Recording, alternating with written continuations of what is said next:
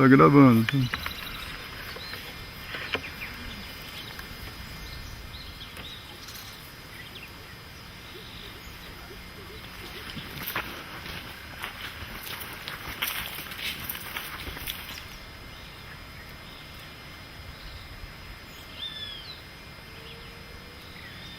Foi?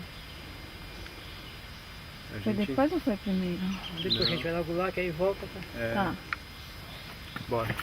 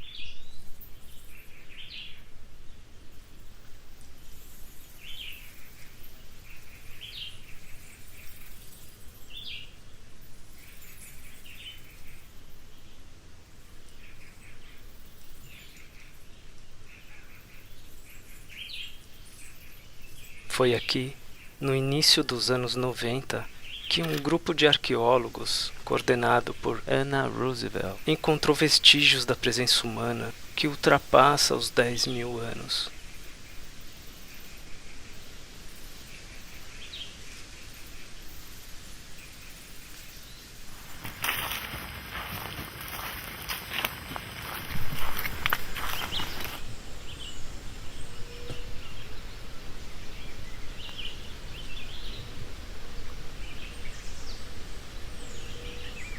São frágeis remanescentes de povos que habitaram a Amazônia no passado.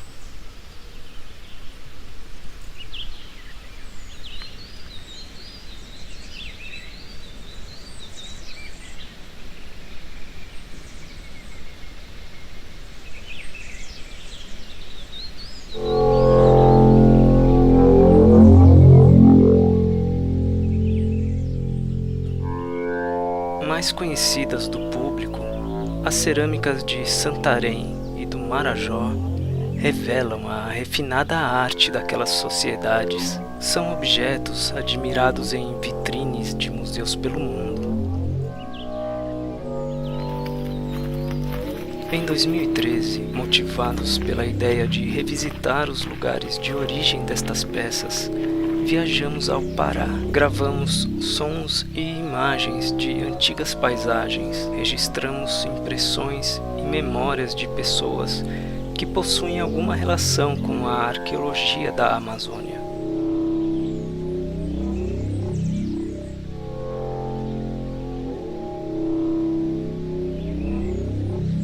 E entramos no universo destes antigos objetos, produzidos no tempo de uma Amazônia ainda muito pouco conhecida.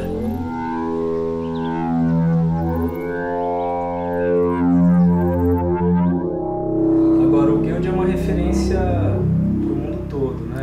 De arqueologia amazônica. Você tem ideia da quantidade de peças? Olha, peças inclui peças inteiras, semi-inteiras, inclui também fragmentos. Aí eu estou fazendo um levantamento, né, que eu estou uma faixa de 116 mil, né, mas incluindo como um todo. E é difícil precisar, realmente é tanto. Então, como eu estou fazendo um levantamento só das peças que são tombadas, porque nós temos aqui muitos fragmentos que vêm de pesquisa sistemática, tudinho, e Eu só posso te dizer isso aqui agora, de fragmentos mesmo, fica um pouco difícil. Esses fragmentos vão entrar nessa conta aí? Esses fragmentos aí é um trabalho que a bolsista está fazendo, né, de Maracá, tentando ver se consegue colar, para ver se consegue, vamos dizer, ter uma urna completa.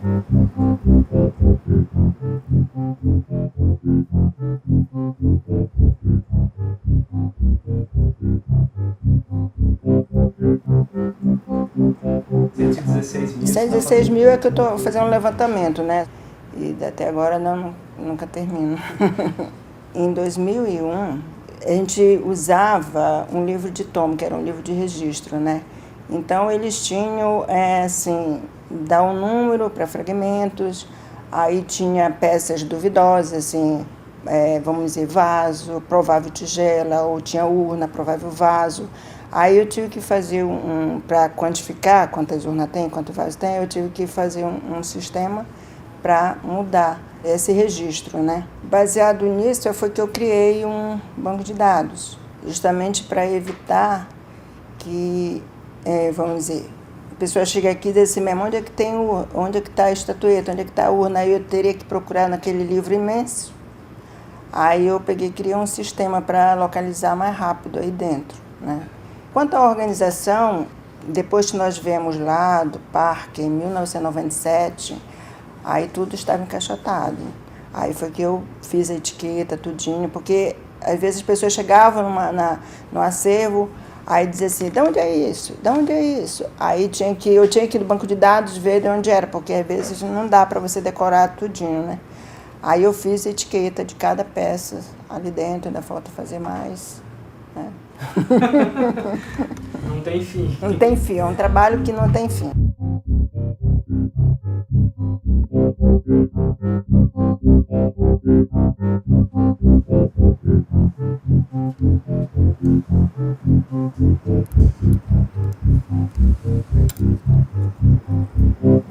Na época que eu entrei aqui, aí eu comecei a trabalhar com ele, com o Dr. Simões. Por incrível que pareça, eu entrei como datilógrafa. Nessa época, a datilógrafa era valorizada, né? Bastava ser ágil numa máquina, né? E eu, modéstia à parte, eu era, né? Aí depois o computador atirou isso. Aí eu comecei a trabalhar com ele, né? Mas eu não trabalhei diretamente no acervo, eu trabalhava como secretária dele, na realidade. E aí, a organização, porque ele era um pesquisador muito organizado, então uma das coisas que eu aprendi com ele foi a organização. Querer saber onde está o trabalho do nível tal, da escavação tal, tudinho, aí eu consigo localizar ele dentro. Porque você vê que é um mundo, para você localizar alguma coisa ali, você tem que ter um sistema para você tentar localizar. Ainda mais trabalho de pesquisa, né? O que nós já conseguimos fazer e que eu consigo colocar no banco de dados é fácil. Agora, preciso de gente para fazer, né? Porque eu como disse, eu já não dou conta muito de fazer muita coisa, né? E a convivência tua diária com esse... Com quem? Um monte de peças. E o que esses objetos representam para você?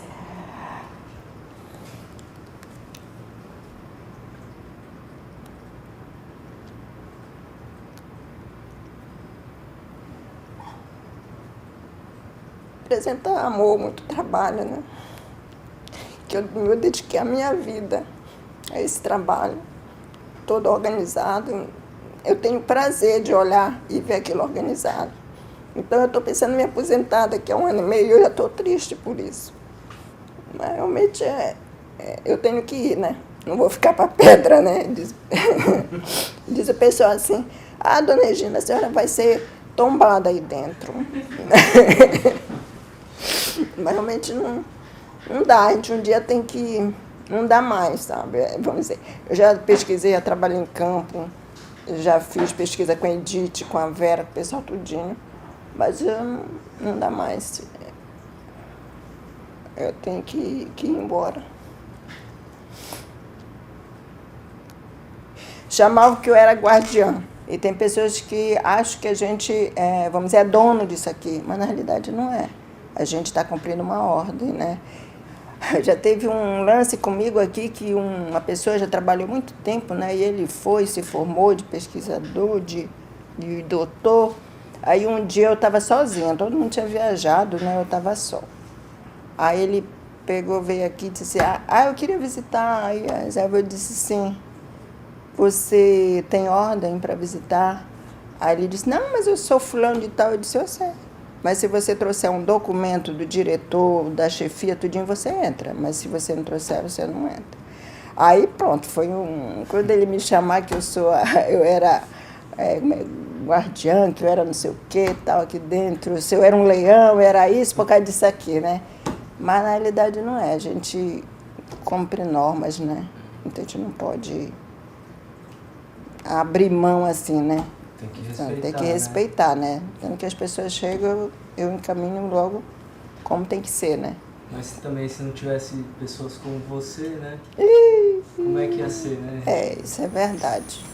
A arqueologia fez parte da minha vida.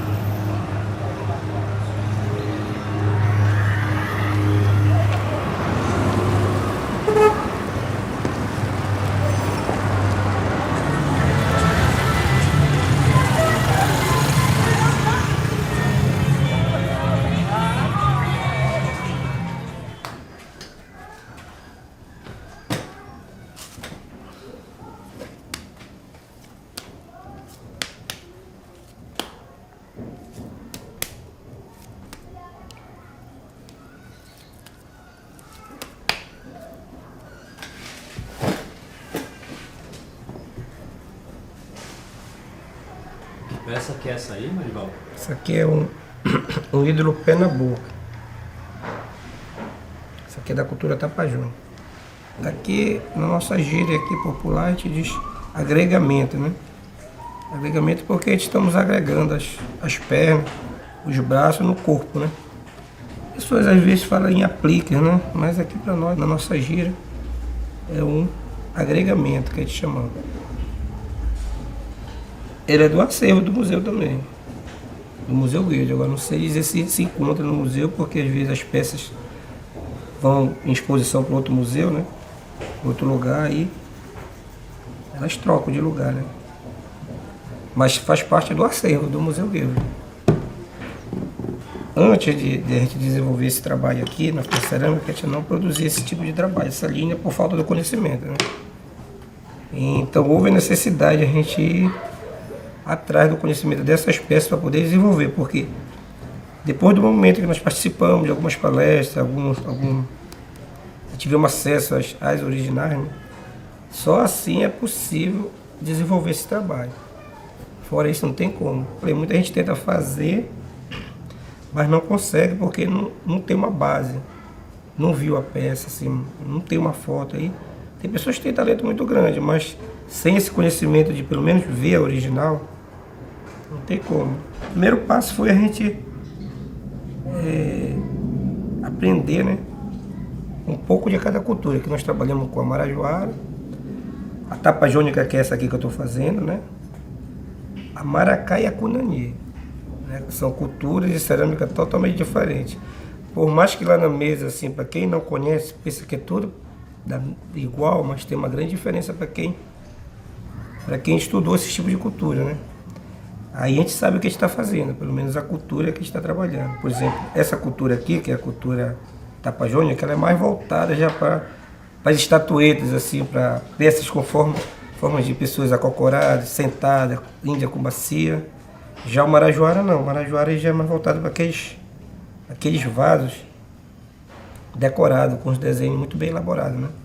O desenho próprio mesmo da cerâmica tapajônica, ele não é tão bem elaborado como o marajoara. Mas, porém, assim, nessa parte de aplique, ela já é muito mais assim, complicada de ser feita, né? A cerâmica marajoara, a cultura, que o grafismo é único. Não se encontra nenhuma cerâmica assim, um desenho tão bem elaborado como o marajoara. E a cerâmica tapajônica, ela já é voltada para essa cerâmica que tem bastantes apliques. Né? O desenho, às vezes, passa até, muitas vezes, desapercebido. A pessoa não percebe, que é muito pouco. Às vezes só é uma borda, um traço. E agora ela é, das esculturas que nós reproduzimos, é a mais difícil, é a tapajônica. Por ser muito cheia de aplique, ela fica uma cerâmica mais difícil de se reproduzir. Essa grande confusão. Se você for em cerâmica, pessoas que não têm esse conhecimento, tudo é marajoara. O pessoal vende mais como marajoara. Uma que a marca marajoara é muito forte, né? Aí a pessoa, às vezes o cliente que vem comprar não sabe o que é cerâmica marajoara. Aí ele pergunta na loja o que é marajoara e a pessoa aponta qualquer coisa. Que na verdade não é, né? A cerâmica, ela tinha aqui na região a cerâmica utilitária, que começou a partir da necessidade das pessoas mesmo, necessidade de ter pote, necessidade de ter alguém dar para lavar roupa, para amassar açaí, que açaí era amassado à mão mesmo. Então fazia aqueles alguidares grandes, amassava o açaí ali mesmo. E se vendia também assim, na época, não existia maquinário, né? Aí a produção desse tipo de produto utilitário foi crescendo e começou a ser comercializado. Daqui saía para se vender no ver-o-peso. E a cerâmica dessa cultura aqui, as pessoas chamam de réplica, né? A arqueológica começou, já foi com o mestre Raimundo Cardoso. E ele começou a confeccionar esse tipo de peça, ele já tinha um talento. Aí se deu início o desenvolvimento dessas peças aqui de réplica. Que hoje na região, esse tipo aqui é muito pouca gente reproduz. Já voltado pelo lado comercial logo, né?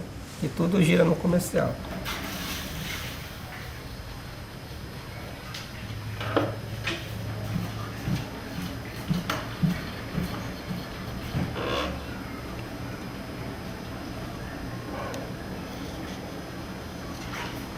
Aí essa aqui se faz em série, se faz 50 peças no dia, se pode se fazer 5.000 peças no mês, por exemplo.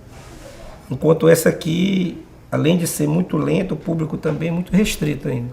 Né? São colecionadores, são arqueólogos, são pessoas que é uma clientela diferenciada. Então você sabe onde não gira rápido o comércio, o dinheiro, a pessoa não tem muito interesse. Né?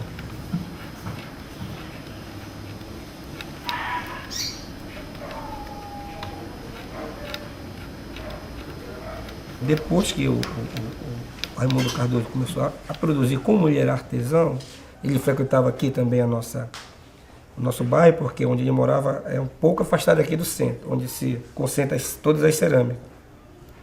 Aí ele começou a mostrar para nós, para as pessoas que trabalhavam aqui nessa época com esse outro tipo de cerâmica, a cerâmica que ele já estava reproduzindo, que era uma coisa muito diferente, muito bonita. Né?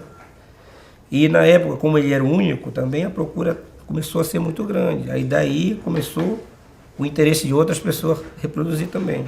Só que não era tão simples assim, reproduzir aquela cerâmica, né? Exigia um conhecimento muito grande como hoje. A gente reproduz cerâmica porque a gente acha interessante a parte cultural. Por exemplo, a cliente chega aqui, por mais que ele não compre, mas ele sai daqui entendendo o que é marajoara. São pessoas que gostam mesmo do tipo dessas peças, né? Mas não é comum assim a pessoa vir atrás dessas peças como vem dessas outras. Né? Se você for assim, alguns sites que tem daqui de Coraci mesmo de cerâmica, aí tá lá cerâmica, marajoara, aí a pessoa acessa o site, né? Aí às vezes chega até aqui nessas cerâmicas, compra cerâmica, mas não conhece a verdadeira marajoara. Leva, às vezes de fora do Brasil. Ou a visitar o Brasil, vai dar logo uma pesquisada onde tem isso, onde tem aquilo. Aí tem cerâmica que reproduz essa cerâmica local. Aí volta para o país dele e não conheceu. Já visitei os museus daí, não sei se vocês já foram já, de Cachoeira de Arari. Esses tipos de peças assim, eu já tive acesso a elas assim. E na Ilha do Marajó, hoje em dia já é um pouco mais complicado você encontrar. Mas já foi assim, muito fácil mesmo. Tinha algumas fazendas lá, que tinha sítio arqueológico, e se pagava por cabeça para visitar o sítio, se encontrasse vestígios, pedaços de peças originais, podia levar. Hoje já é um pouco mais complicado. Mas já foi assim, já. O pessoal visitava e podia levar. Visitava, se você encontrasse, e era comum você encontrar, porque na época do inverno se chove muito no Marajó. Aí os búfalos vão revirando as terras, aí às vezes os pedaços, não é a peça, né? Mas aqueles pedaços brotam mesmo, normal. E as pessoas levavam mesmo, simples, não tinha fiscalização, nada. Muito turista vinha aqui, aí depois que a gente explica que não é Marajó, e que peças originais é muito difícil encontrar. Eu imagino que tem assim, a hora que eles quiserem, sabe? Tem para vender, aí a gente vai explicando, né? Aí que chega na parte da réplica, de olha, não tem original, mas a gente tem uma referência aqui, que é bem próximo, mais originário, assim, aí você pode ter como lembrança, né? Aí às vezes muitas das pessoas compram, né? Esse tipo, mas se vem atrás pensando da original, pensando que é fácil, mas só que não é fácil. Quando eu apronto uma peça, vamos supor uma urna daquela ali, eu não faço caso de vender. Parece que depois que vende, aí aquele preço parece que não valia a pena ter vendido, entendeu? Então eu imagino uma como original. E outra coisa, ela na loja assim, as pessoas chegam aí, olha, bate foto, e às vezes já teve situações de vir fazer reportagem daquela peça. É interessante ter ela, entendeu? Não é comum ter, né? Aí eu acho que é por isso que eu acho que eu não venderia, né? Não teria preço, né? Eu vou medir aqui o meio dela em 4 partes, aqui, o de lá e daqui. Aí, a primeira coisa que eu faço é fazer esses 2 bonecos, o daqui com o de lá, né? Aí já sabe que está o meio certo. Essa peça aqui, ela é muito complicada para a pessoa fazer. Por isso que você não encontra ela assim, porque ela é muito complicada mesmo. Depois dela toda pronta, ela é muito linda essa peça aqui, muito linda mesmo. Mas eu acho que isso aqui num lugar bem ideal para ser vendido, dá para vender a um preço bem alto. Né? E a função desse vaso? Oi? A função desse vaso, quando os indígenas usavam? Ela era uma urna funerária. Aqui, junto com ela, foi encontrada em algumas urnas, ossos dentro mesmo, alguns pertences pessoais. Né? Ela o nome dela, quando a gente põe lá exposto, fica uma urna funerária Joanes. Numa da palestra da Denise, eu perguntei para ela por que é Joanes. Né? Segundo ela disse que a ilha do Marajó, antes de ser ilha do Marajó, era a Ilha Grande de Joanes. Né? Então por isso que o nome da urna é Joanes.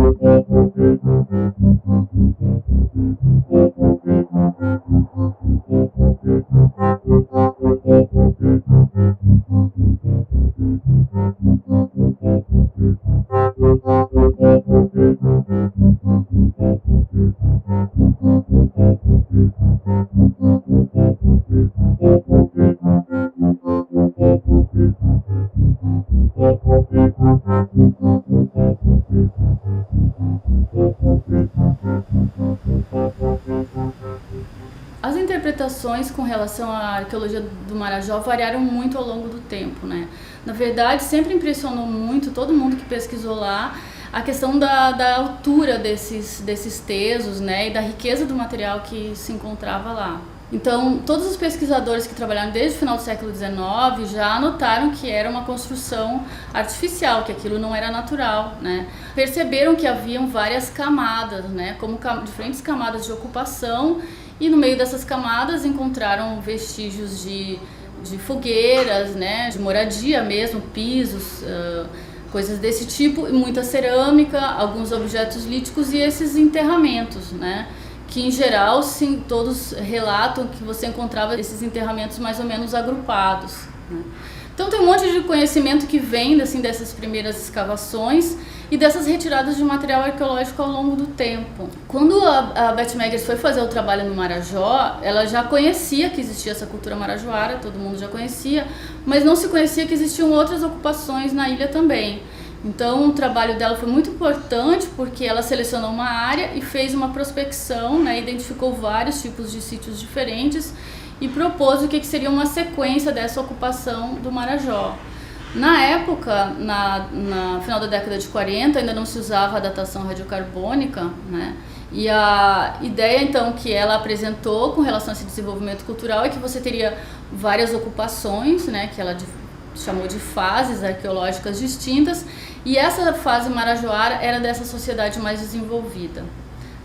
Como era muito diferente daquilo que se via em outros locais, e assim, comparando, por exemplo, com as informações que se tinha sobre as sociedades indígenas, essa coisa, por exemplo, dos sepultamentos nessas urnas funerárias, nessa quantidade muito grande de uma cerâmica super decorada, de estatuetas, outros tipos de materiais, dava a ideia de que essa sociedade era diferente das demais sociedades indígenas que se conhecia, tanto da arqueologia quanto da etnografia, e que eles deviam ter vindo de fora, provavelmente. Então isso até se combinava muito com o pensamento do final do século XIX, de que havia, como que nesse local de ambiente tropical, uma degeneração social. E que, então, essa sociedade sendo mais avançada, ela obrigatoriamente teria que vir de fora, né? Essas explicações difusionistas e tudo isso. Depois, na década de 80, Ana Roosevelt fez pesquisas no Marajó e ela resgatou algumas das informações antigas que tinham sido minimizadas também, né? Então, ela mostrou, uma das coisas que foi importante, é que esses tesos que a Beth Meggers tinha, na verdade, feito uma classificação em tesos cemitério e tesos habitação, né? A Ana Roosevelt mostrou que mesmo esses tesos cemitério, eles tinham estruturas domésticas, ou seja, eles não eram simplesmente cemitérios, né? Eles eram provavelmente o local de morada da elite, então eles enterravam os mortos no mesmo local e moravam ali, né? Então, para Ana Roosevelt, a principal distinção era entre a elite e os comuns, né? Não entre cemitério e habitação. Então você teria uma sociedade estratificada, né? Ela, na verdade, como ela não chegou a fazer um levantamento do tipo do que a Beth Meggers tinha feito, ela focou muito só nesses tesos cerimoniais. Então, quando ela colocava no mapa todos esses tesos cerimoniais, mais tarde ela chegou à conclusão de que você não tinha uma sociedade, na verdade, hierárquica, porque todos os tesos eram muito parecidos. Claro, eles tinham diferenças locais, mas todos eles tinham sepultamentos, né, tinham estruturas domésticas, quer dizer, todas essas características aconteciam em todos eles. Então ela, em 99, ela publica um paper em que ela fala que a sociedade marajoara, na verdade, ela não era estratificada, né, era uma sociedade heterárquica, como ela chamou. Então você tinha, mais ou menos em todos os lugares, a ocupação era semelhante. Geralmente se pensa numa sociedade demograficamente densa, complexa, você tem que ter uma agricultura muito desenvolvida, né? E outros teóricos, até quem não estava, vamos dizer, pesquisando diretamente a arqueologia do Marajó, achava que talvez, por exemplo, os tesos fossem locais para plantação, como a gente vê em outras partes, por exemplo, como na Amazônia boliviana, que você tem campos elevados para cultivo, né? Esse tipo de coisa. Só que quem conhece a realidade do Marajó sabe que isso realmente é impossível, né? Porque esse local onde os tesos estão localizados, você tem um solo muito argiloso e você tem essas inundações, né, periódicas. E na verdade o único local de moradia mesmo é em cima dos próprios tesos, né? E eles não são tão grandes que permitiriam que você plantasse e morasse no mesmo lugar, né? Então isso é uma coisa que, assim, para mim era muito claro que não era possível, né?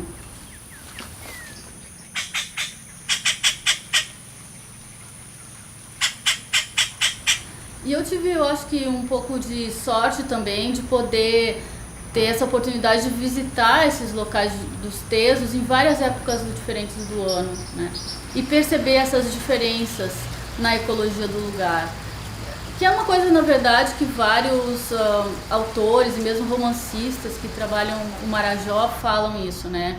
O Padre Galo tem um livro que ele escreveu chamado A Ditadura da Água, né? A importância da água na vida das pessoas. E quando a gente fala, por exemplo, em deslocamento no Marajó, isso fica muito claro. Porque se está na época da seca, você vai de um jeito, se está na época da cheia, você vai de outro jeito. Se está na época da lama, talvez você não vá de jeito nenhum, né? Porque deslocamento às vezes é quase impossível. Então isso me chamou muita atenção.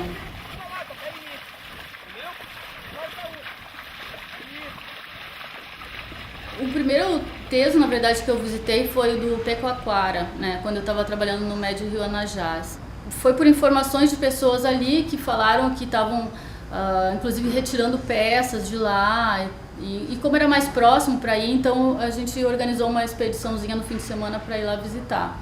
E quando a gente chegou, depois de muitas horas, né, de lancha para chegar até lá, entrando por um igarapé do Pecoaquara, que estava muito baixo na época, e foi muito difícil a gente chegar até o final, né, até o final do igarapé. E quando a gente chegou lá, tinham 3 tesos, né, de 3 tamanhos diferentes, e num deles a gente encontrou buracos de retirada de material arqueológico. E no teso menor tinha uma casa onde morava uma mulher e seus filhos, né. E quando a gente chegou, ela falou: olha, se vocês tivessem demorado mais uma semana, vocês não me encontrariam mais aqui. Por que? A gente perguntou. Ela disse: porque eu não posso ficar aqui na época da seca, porque a gente fica sem água, né? E eu comecei a pensar, mas como isso é possível, né? Como esses caras viviam aqui se não havia água, né? Então alguma coisa tinha que ser feita. Será que isso aqui era realmente um local só cerimonial, que eles vinham aqui numa época, né, para fazer esse sepultamento? Será que eles não moravam o ano inteiro aqui? Como que isso poderia acontecer? E depois, pesquisando outros locais, no Alto Rio Camutins, por exemplo, que é um afluente do Anajás, era a mesma coisa. Lá no final do rio tem uma fazenda, moravam umas pessoas numa situação extremamente difícil, né, com pouca água. E aí eu comecei a ver que todo esse ter ou não ter água nesses locais dependia e depende de manejo, né? Então, se hoje em dia alguns locais não são mais habitáveis, é porque pararam de manejar a água, justamente, né? Então, tem todo um histórico no Marajó de pessoas subindo os rios para fazer essa pesca intensiva na área das cabeceiras, né? E que é o lugar onde esses marajoaras justamente habitavam.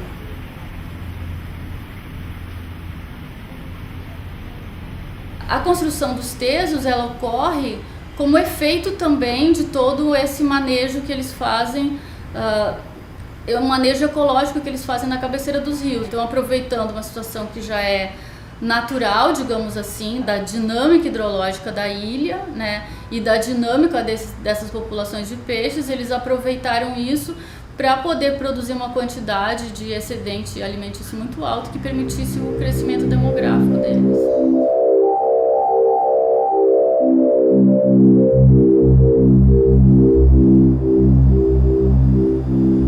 O Teso dos Bichos, ele é um sítio arqueológico que foi um dos primeiros a ser escavados, né? Já desde o final do século XIX. Então, muito material já foi retirado de lá. E sempre foi um teso que chamou atenção pela qualidade, né, do material que poderia ser encontrado. Fica mais próximo de Cachoeira do Arari, eu acho que é um dos mais fáceis de atingir. E a Ana Roosevelt, quando ela escavou lá, na década de 80, ela já não encontrou, por exemplo, nenhum sepultamento, né? Mas se a gente for ver relatos de pessoas que escavaram antes, tinham encontrado sepultamentos no local. Então, eu acho que uns 2 metros, pelo menos, do teso, pelo menos da parte de cima, já tinha ido embora quando ela chega para trabalhar. E mesmo hoje em dia tem vários, né, buracos de escavações, e com o tempo e com a subida do gado lá em cima e as chuvas, ele vem, né, se deteriorando muito, tem um processo erosivo muito sério lá.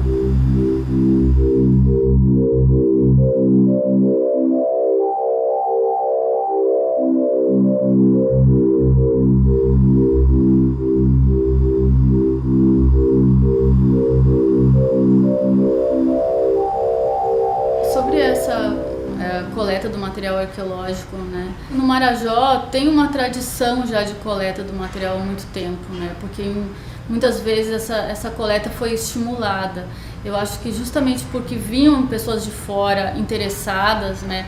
Tanto colecionadores quanto jornalistas. Isso a gente está falando assim lá do começo do século XX já, né? Às vezes até um estudioso de um museu que vai lá, isso desperta a curiosidade das pessoas e também vem essa possibilidade, talvez, de retirar esse material para vender, né? Então, a gente, quando vai ler relatos, né, de colecionadores e de pesquisadores, a gente percebe isso, que originalmente as pessoas não davam muita importância, né, mas que elas começam a se sentir estimuladas ou ajudar as pessoas e ver o valor que esses objetos têm, né?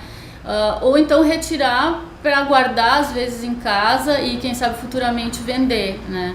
Eu em geral não vi lá assim um interesse das pessoas de colecionar porque elas acham bonito, porque elas dão um valor, mas me parece que é um valor que outros dão, né? E que em determinado momento elas acham que aquilo ali possa ser interessante. Até porque já me procuraram, por exemplo, para dizer que tinham encontrado coisas na expectativa de que eu iria comprar, né, algum objeto assim.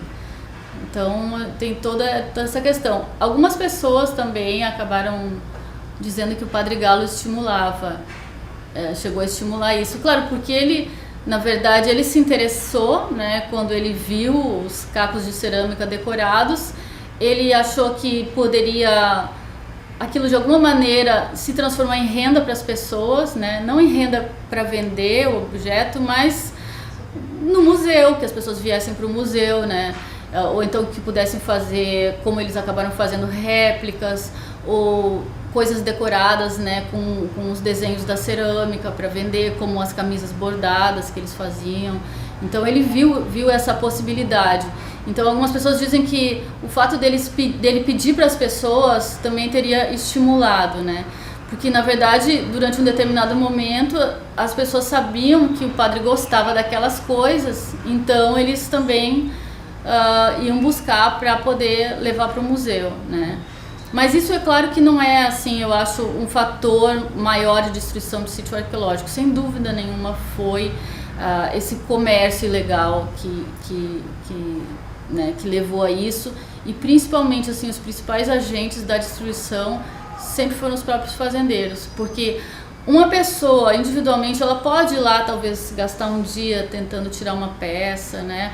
Ou, às vezes, como aconteceu em diversos locais, pelo fato deles não terem vasilhas grandes, por exemplo, para guardar água, né, iam lá, desenterravam uma vasilha para trazer para casa, né? Então, mas isso aí são coisas, assim, eu acho que bem pontuais, que é muito diferente de você, como muitos fazendeiros fizeram, de contratar várias pessoas, né, uma equipe para ficar meses escavando e retirando peças, né? Aí o impacto geralmente, né, é bem diferente, foi um impacto assim muito sério em alguns sítios.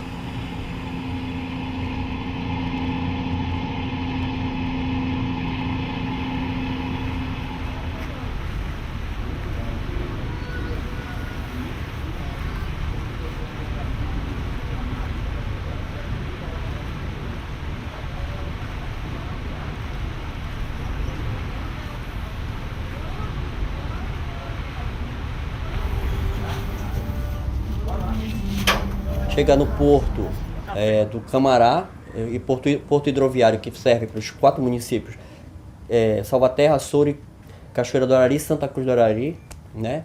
E outros locais que quiserem como ponto de partida. E Cachoeira do Arari é um município próximo de Belém, tem 60 quilômetros de distância em linha reta, né? E precisa, a gente depende do porto de lá porque é a estrutura que tem lá, né? Sou nativo da ilha de Marajó, nasci, me criei, estudei. Na verdade, a grande universidade que eu tive foi o Padre Giovanni Galo, né? A minha própria vivência com ele, os 10 anos de vivência, me deu um suporte de conhecer a vida, a política, todos os tipos de assuntos. Na verdade, quem conviveu com ele esses anos aí teve essa formação, que eu digo. Que não nasceu aqui o museu, nasceu em Santa Cruz, né? Ele veio de Santa Cruz, teve todo um problema político lá, e o museu migrou de lá. A Polícia Federal trouxe ele e veio para cá. Eu era bem jovem na época, quando o museu veio se implantar em Cachoeira.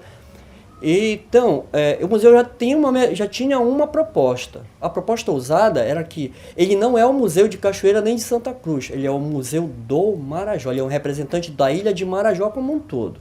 Então o museu veio com a proposta de desenvolver a região através da cultura.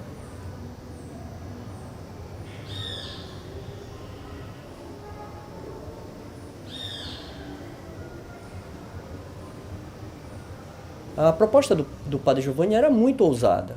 Essa proposta foi justamente a coleta de dados de tudo que o homem marajoara tinha e fazia a comparação que se o homem amazônico de outra região da Amazônia tinha esse mesmo costume.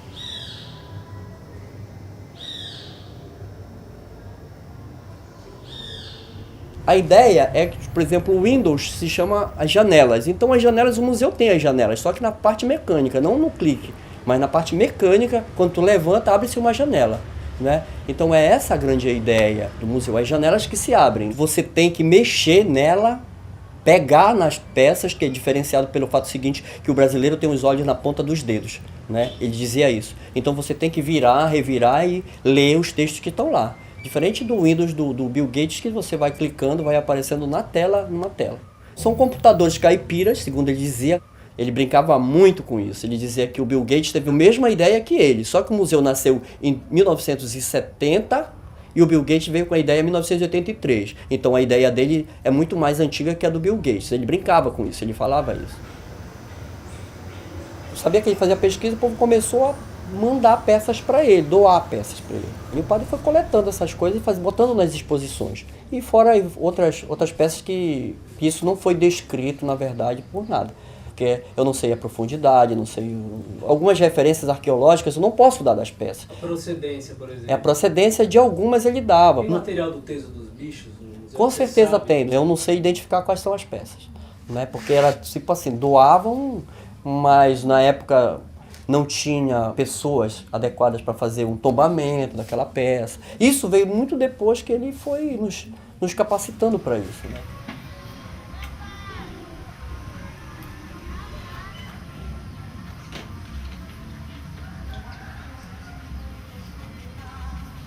Eu sou artesão e restaurador de peças arqueológicas, né? Essas peças chegam assim, por exemplo, o pescador ele tá lá no lago e passou lá, pescou uma peça e diz, ó, Paulinho, tá aqui a peça. Quer dizer, hoje não tem. Antes a referência era o Padre Giovanni, né? Aí nunca trouxeram peças para mim, era o Padre Giovanni, todo mundo levava para ele. O Padre Giovanni às vezes, por esse cuidado, gratificava, dava 10 reais, 20 reais, não era que ele comprasse a peça. Mas estava em boas mãos, a peça chegava no museu, né? O cara teve o trabalho de trazer e tal, mas também dizia, olha, se você puder deixar lá, deixe lá, não traga. Não, mas eu encontrei dentro do rio, eu tarrafiei, ela veio na minha tarrafa, eu não cavei para tirar. Né? Geralmente nesses lagos, tipo, quem viu o Teso dos Bichos vê como é que ele se degrada e cai. E eu tenho algumas partes que ficam realmente cobertas. E muitas das peças vinham assim, principalmente os cacos menores, né? As famílias, muitas delas têm em casa, né? Acham no quintal. Sim. Era uma prática, ainda continua? Era uma prática isso daí, né? Era uma prática ao ponto que há uns 4 anos atrás, eu fui na casa, tinha uma igaçaba enorme e ela estava cheia de água mesmo, era um depósito de água. Por exemplo, quando se encontrava isso, era como não tem... As famílias ainda são bem pobres, mas até que melhorou um pouco. Encontrar uma vasilha daquela para depositar água era importante tê-la, né? No caso, usava-se muito pote, na verdade, nas épocas. Isso depois veio melhorando, veio o plástico, aí essas coisas começaram a ficar um pouco no canto da casa lá. Não sabia muito o que fazer, davam também para o padre, né? Quando sabiam. Tinha uma função utilitária. A pessoa utilitária, achava... isso, para às vezes fazer depósito de água, principalmente depósito de água. As urnas funerárias maiores, principalmente elas, né? E as pessoas não sabiam que era Eles sabiam que era coisa de índio, mas não dava a importância arqueológica que nós damos hoje, né? Agora tem uma que você está restaurando, né? Isso aqui é uma peça, eu acho uma das peças mais bonitas que eu já vi. De todo o acervo do museu, tem muitas peças bonitas, mas essa é uma peça especial. Com certeza deveria ser de uma pessoa especial ou de um ente querido muito especial, né? Pode mostrar pra gente? O que você acha que é essa peça aí? Bom, isso aqui eu acredito que seja uma urna funerária de um bebê ou de alguma coisa, pode ser até de um bebê que foi perdido, eu acredito, porque é muito pequena, né? Mas ela tem, segundo a minha pouca informação, ela tem assim toda a característica de ser uma urna funerária, porque todas as urnas que a gente encontra, ela tem esse furo aqui, segundo as informações, as urnas funerárias têm esse furo aqui. Não sei qual se é a decomposição de algum gás, alguma coisa, não sei, dos gases, não sei o que. E acredito que deveria ter uma tampa, porque há vestígio de tampa aqui dela, né? Algumas peças que eu tenho lá, pedaços de tampa. Eu estou tentando restaurar, voltar às minhas habilidades. Quando eu fui restaurador do museu, né? Ainda está na fase terminal, vou fazer limpeza, vou fazer os acabamentos, ainda que faltam, né? Como você se formou no restauro? O Padre Giovanni, ele tinha essa preocupação, ele sabia que dificilmente ia ter um arqueólogo ou ia ter pessoas dentro do museu, porque o museu não podia pagar ninguém, além, se não fosse uma pessoa, um caboclo daqui que morasse aqui, tivesse afinidade com aqui, né?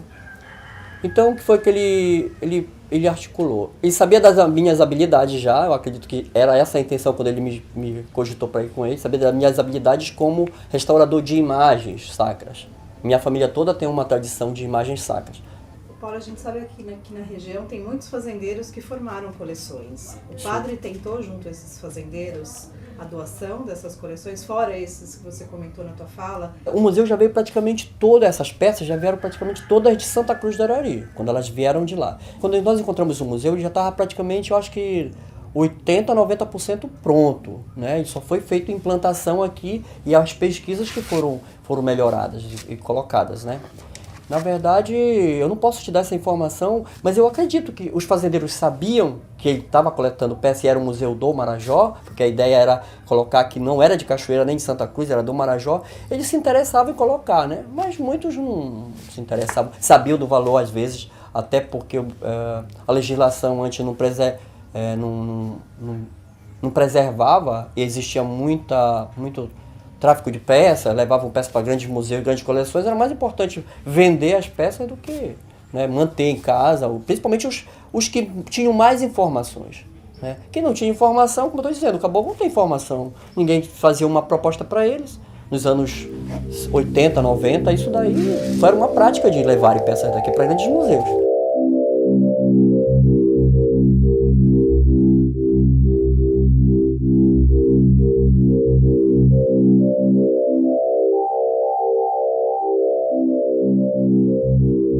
Santarém está em cima de vários sítios arqueológicos, né? Assim, se a gente anda pela cidade, você percebe que a arqueologia está representada nos comércios, lojas com o nome de Muiraquitã, praças com vários objetos da arqueologia.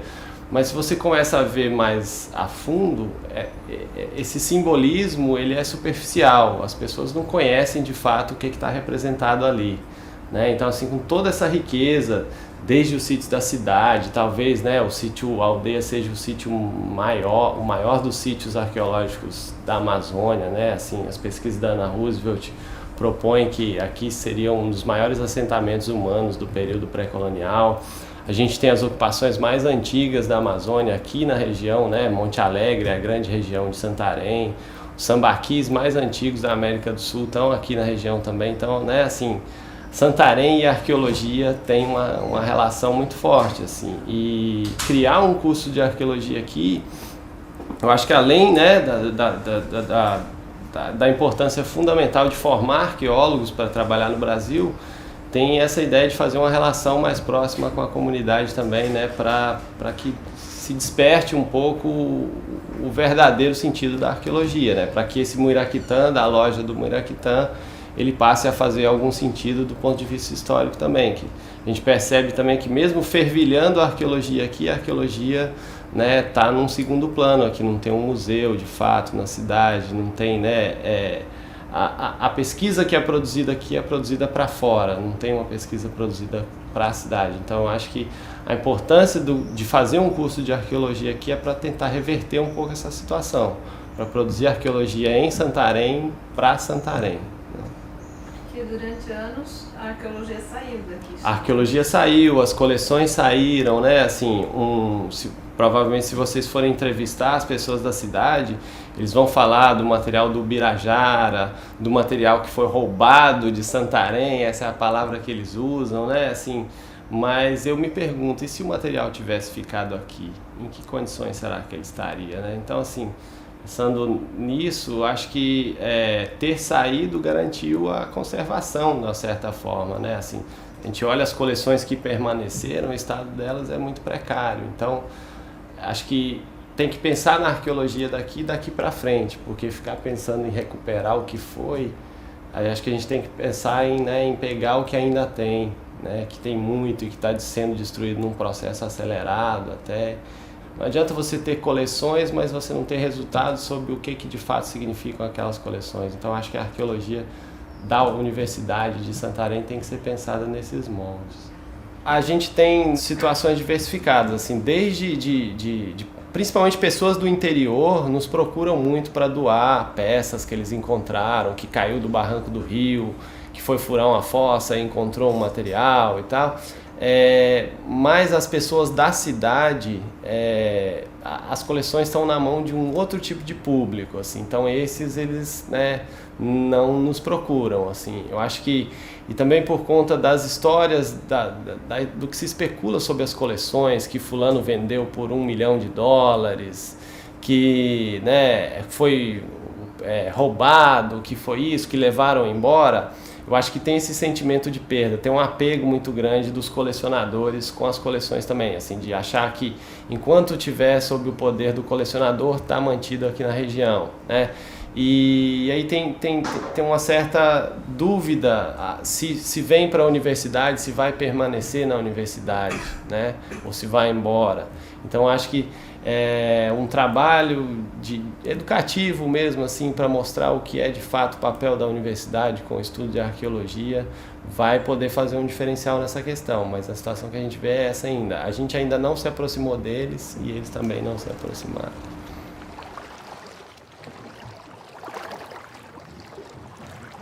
A colonização começou aqui em 1661. Santarém tinha apenas um bairro, que era o bairro central e da aldeia, né? Porque o bairro central, onde foi iniciada a cidade, e a aldeia onde foram aldeados os índios para serem aculturados. A gente sabe que o senhor tem um acervo, o senhor é um historiador da cidade e tem um interesse pela arqueologia, né? Sim. O senhor poderia contar como surgiu o seu interesse pela arqueologia e a arqueologia do lugar, os objetos que o senhor encontrou, adquiriu? Como que é a história da coleção do senhor? Eu realmente me interessei quando, ainda estudante, eu frequentava a residência do Dr. Inácio Birajara Bente de Souza, que era um aparentado do meu pai, que era advogado aqui, e posteriormente fui ser meu professor no Colégio Rodrigues dos Santos. E lá ele iniciou uma coleção, se interessou. E nessa convivência eu comecei também a me interessar. Ele era uma pessoa extremamente interessada, estudioso do assunto, apesar de ser leigo no assunto, mas ele tinha alcance a informações que eu não tinha. E em conversa ele me informava. E depois nas exposições que ele fez na casa dele, era muito interessante que educava muito a gente, certo? Ele chegou a ter uma das maiores coleções que se conhece. E depois outras pessoas também aqui na cidade quiseram imitá-lo. Como tinha bastante acervo na cidade, e principalmente em determinado momento houve um avalanche de acervo, quando escavaram a Praça Rodrigues dos Santos. Tratorizaram a praça. Então houve assim uma avalanche de acervo. E o Dr. Inácio Birajara, ainda no afã de aumentar a coleção dele, ele abriu assim, ia para lá com a garotada e o garoto colheu. Tratou quase, faltava amassar os moleques, porque os objetos iam na frente, os moleques tiravam, e ele dava qualquer trocado para os moleques. E ele fez esse acervo enorme. A maior parte foi tirada aí. Mas toda a área da aldeia de Santarém, inclusive alguma parte na Rui Barbosa, eu lembro que se colhia muito, principalmente após as grandes chuvas, quando a erosão descobria e cavava o solo, ele descobria vários acervos na parte da Rui Barbosa para baixo. E esses garotos catavam e o doutor Birajara catalogava. Então eu comecei a me interessar por isso aí. E essa coleção do doutor Birajara foi aumentando. E chegou ao ponto de ele ter a necessidade de fazer por conta própria os expositores. Parecido com aqueles expositores que estão hoje ainda no Centro Cultural João Pona. Porque era muita gente e ele sabia que se ele deixasse lá a revelia ia desaparecer. Aí ele procurava entender, e dentro do entendimento ele explicava para a gente de onde veio a origem, por que aquilo. E aquilo uma curiosidade que me chamava muita atenção. E insistentemente eu ia lá. Quando tinha um folga, eu ia para lá bater papo com ele, e ele me dava confiança, e nós ficávamos no bate-papo. E eu comecei a gostar da coisa. E depois, isso é uma questão de gostar. Foi um dos hobbies que eu criei na vida. E os objetos, né? Como que o senhor começou a montar a sua coleção? A minha coleção era muito pequenina. Depois, quando eu fui para a Casa da Cultura, nós desenvolvemos lá, fizemos a catalogação da Casa da Cultura, né? O IFAM nos mandou um recurso, e nós fizemos a catalogação, veio a doutora Guapindaia de Belém para fazer a catalogação. E mesmo depois da catalogação, nós ainda conseguimos colocar alguns objetos lá que não estão catalogados. Eu até não tenho visto lá uma ponta de seta que nós deixamos lá. O senhor esteve à frente do Centro da Cultura? O senhor foi diretor? Eu fui secretário de Cultura. De 97 a 2000. Nós estivemos lá ajudando. Apesar de que nessa parte aí, nós só tivemos melhorar aquilo ali, fazer aquele mostruário, né? Você chama a doutora Vera Guapindaia para fazer essa coisa. Foi o que nós conseguimos fazer efetivo nessa parte aí. Não conseguimos a climatização, que era uma necessidade, né?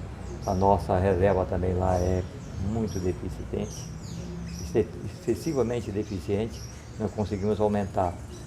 E ficamos lá. Mas o que nós podemos ainda colocar lá, eu me lembro essa ponta de seta aí que eu achava muito interessante. Porque eu devo procurar lá para cobrar, sabe, onde é que está. Eu tenho muito mexeram tudo que nós fizemos lá.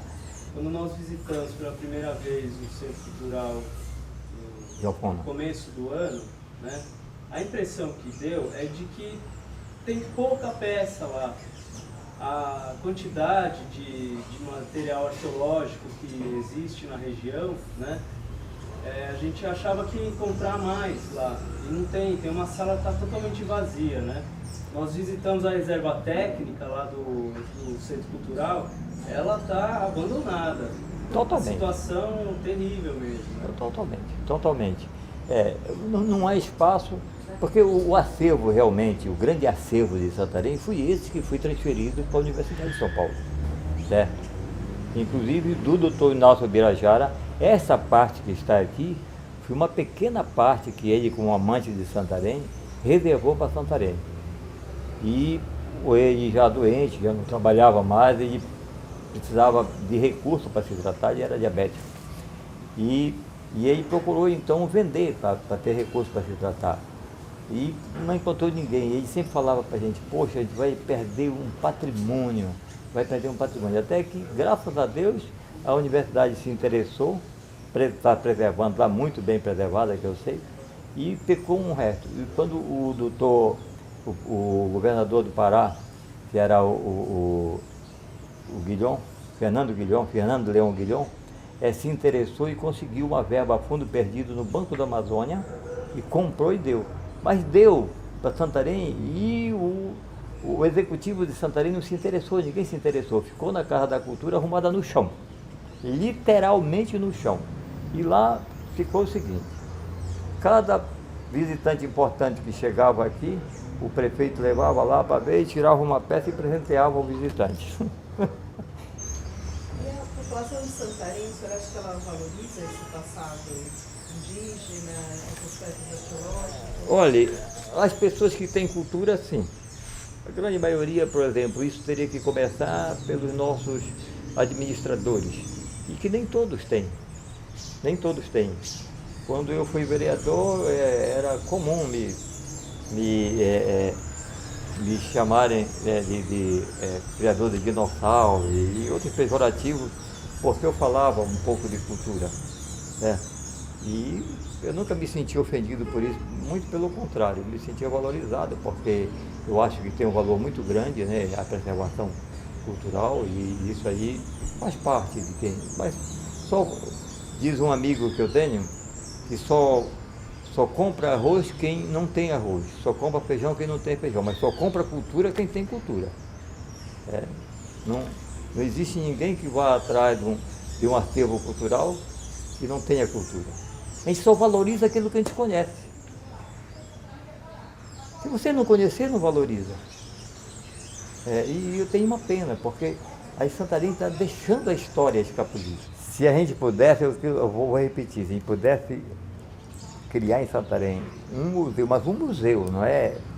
Esse aí eu ando com uma preocupação, porque se a gente perder uma peça daquela, ai meu Deus, eu gosto muito do meu prefeito, do meu colega de Câmara, meu compadre, meu amigo, e tem que ter uma responsabilidade maior por aquele acervo, sabe?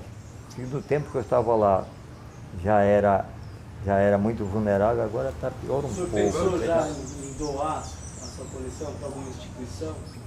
Olha, o que eu tiver eu dou para Santarém. Enquanto não tiver uma instituição séria aqui... Para Santarém. Tenho mais ambição pela vida. Eu tenho a vaidade de deixar, certo? Se eu tiver 3 ou 4 objetos e participar disso efetivamente, lutar para que isso aconteça, entendeu? Isso eu acho mais importante, porque nós já tivemos, eu estou dizendo, o prefeito dava aí as peças. E vou na cidade fazer garimpagem. Um patrimônio tão grande como o nosso, admirado pelo mundo todo e que nós não estamos sabendo valorizar. Eu acho que esse é um fato muito importante, mesmo porque hoje Santarém se aponta como uma cidade universitária. E não justifica nós adquirirmos tanto conhecimento e esquecermos da nossa história. Eu acho que esse é um ponto importante para que a gente possa preservar, e esse é o momento. Se nós tardarmos para fazer isso, não temos mais condição, não tem volta, infelizmente.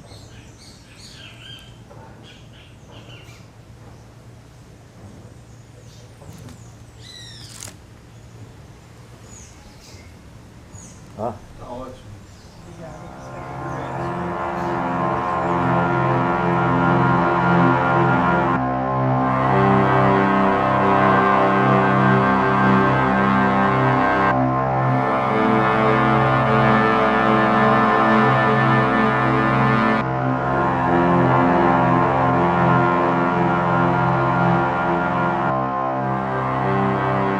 Na minha opinião, era uma vasilha que eles usavam, aí eles, nas vasilhas, eles faziam todas as formas que eles viam nos animais, entendeu? Eu acho que os índios faziam as formas que eles viam. Olha, aqui é um jacaré, mas era uma vasilha deles. Botaram alguma coisa, comer, sei lá. Pra mim, na minha opinião, é isso. Já fui mesmo pegar no barro depois que meu esposo ele já trabalhava, né? Aí eu vendo ele trabalhar e aí eu comecei a pegar no barro. Aí eu disse para ele que eu fazia, ele disse que eu não fazia, eu disse eu faço. Aí eu comecei a fazer daí por diante, até hoje. E um dia ela falou aí na mesa, ela falou, eu faço isso, eu falei, tu não faz. Aí ela disse, não, começou a insistir, eu falei, vou testar, né? E falei, vou apostar que tu não é capaz. E fui dormir. Quando eu amanheci, estava em cima da mesa uma peça, eu falei, tipo assim, não estava acreditando, né? E aí eu faz outra, aí aí eu senti que ela também sabia reproduzir, né? Mas não tinha técnica, aí eu fui repassando, é assim, então. E aí foi rápido, foi uma coisa que descobriu nela assim muito rápido. Inclusive tinha alguns cursos que ela fez que vinha gente de fora, e a técnica que ela fazia, muito artesanal, os caras não conheciam. Né? Tinham pessoas que chegavam que faziam peças tapajônicas, que geralmente as estatuetas elas são ocas, né? E as pessoas faziam maciça, e ela fazia dela oca. Mas como? Hein? Ela acabava repassando, né? Tudo. Então, e aí depois desses cursos que ela fez, aí aprimorou mais. E eu trabalhei muito com cerâmica tapajônica também. Você vê na tapajônica macacos, sapos, né? Cobra, animais mesmo característicos daqui da região do Vale do Tapajós. Eu não é puxando, como diz o caboclo, saco, mas eu acho que a tapajônica ela é muito mais bonita que a marajoara. Claro que cada um tem o seu valor, né? Tem a sua beleza. Mas, por exemplo, um vaso de gargalo, sabe? Eu olho assim, eu vejo, é uma peça totalmente barroca, sabe? Com muitos elementos, mas não tem aquele excesso, é uma harmonia assim, sabe? Uma coisa como se tivesse sido projetada, bem elaborada, e no final você vê que as pinturas... É um conjunto harmônico, com várias esculturas. Então eu acho que ela é bem mais rica que a Marajoara, né?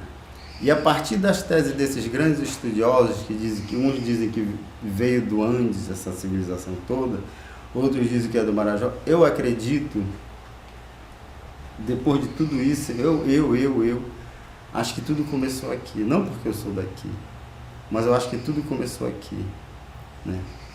E aí foi se expandindo, né? Eles foram indo com a chegada dos jesuítas, essa coisa toda, porque aí, por exemplo, a nação do Tapajós era uma nação muito grande, e de repente esses índios sumiram, né? Foram dizimados, foram acabados, e aqueles que escaparam subiram, e aí com isso levaram sua cultura e foi espalhando.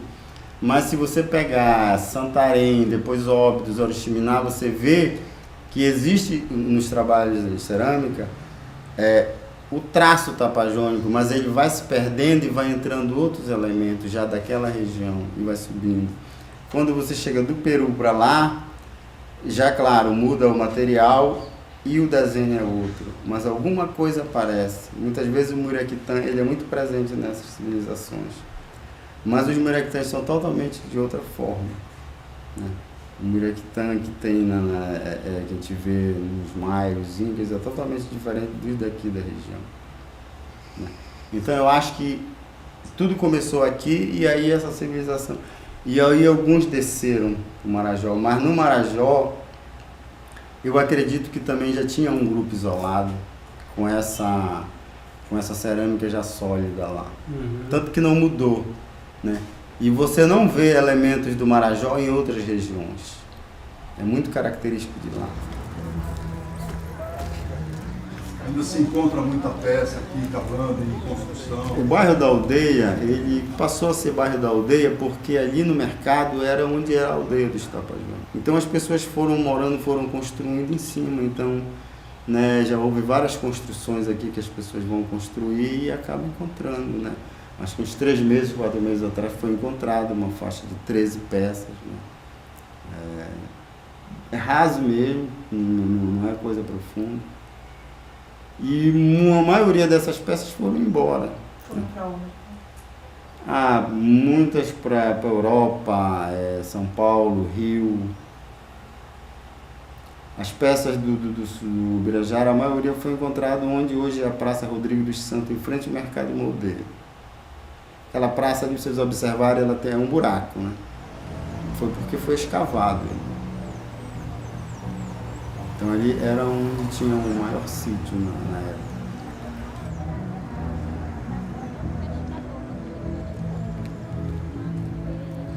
Quando foi construída a Cargill, houve um movimento muito grande, houve uma briga, né, para não construírem. Porque ali é um sítio, aquele galpão da Cargill ali é um sítio, foi construído em cima de um sítio. Tinha a praia, acabou com a praia, né, mas ali é um sítio. Quer dizer, se perdeu muita coisa ali, tem muita coisa. Assim. Quer dizer, a grana, né, progresso, acaba levando, né, e você sabe que as pessoas hoje em dia são muito materialistas, né, e o capitalismo ele é galopante, então, e atropelador, então, se você mexe com cultura e você não tem grana, e o cara vem com soja e tem grana, então, né, infelizmente a cultura vai perdendo, né, e isso a gente tem que mudar, sabe, eu acho que muitas vezes eu brigo muito com o poder público, geralmente eu estou fora dos eventos do poder público porque eu bato de frente, eu não aceito, eu não engulo, sabe, já engoli muito, né, então eu falo mesmo, né, e as pessoas às vezes ficam chateadas porque a verdade dói, então o poder público tem muita culpa porque não investe na cultura. Eu costumo dizer que Santarém foi a cidade do já teve, nós já tivemos escola de arte aqui, já tivemos programações culturais que tinham assim constantemente, hoje em dia não tem. Olha, eu tenho essas 3 peças aqui, era uma exposição que eu fiz, se chamava Terra. Então eu fiz uma instalação de cerâmica que se chamava A Toca dos Bichos. E esses aqui foi que eu não consegui terminar e sobraram, não terminei, e as outras foi para exposição e foi vendido, né? E o que se tem, mas é uma coisa mais contemporânea, né? Mais moderna. Assim. Mas quando você se interessou por arte, né, descobriu isso, foi ter um contato com o Laurimar, foi uma pessoa que você procurou para ter um aprendizado? É porque, na verdade, aqui, a única pessoa que trabalhava com arte realmente, tinha muita gente que pintava, mas era mais um artesanato, assim, não que fosse uma coisa feia, mas era aquele artesanato comum pra gente aqui, que era uma coisa repetitiva. O Laurimar não, ele tinha já uma vivência, ele era um artista plástico, tinha morado fora, morou muito tempo no Rio. Então eu era a única pessoa que eu achava que poderia me repassar alguma coisa, porque eu sabia que ele, né, que tinha e que sabia fazer alguma coisa. Eu comecei a dar aula de artesanato cerâmica na Escola de Arte de Santarém. A questão artística é diferente. Você sabe que nem todo artesão é artista, mas todo artista é artesão. Deu para captar a mensagem? Eu fazia parte do coral, eu era solista do coral de Santarém, da Catedral. Tá. Ave Maria,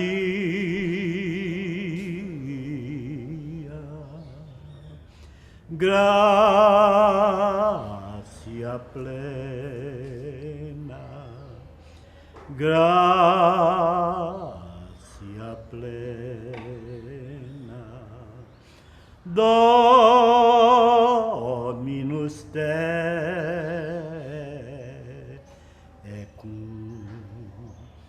et benedicta tu in mulieribus et benedictus fructus ventris tui, Jesus. Santa Maria, Santa Maria, Maria, ora pro nobis peccatoribus,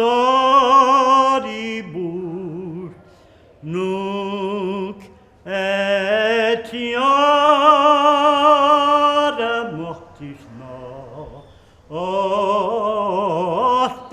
Amém. Amém. Ave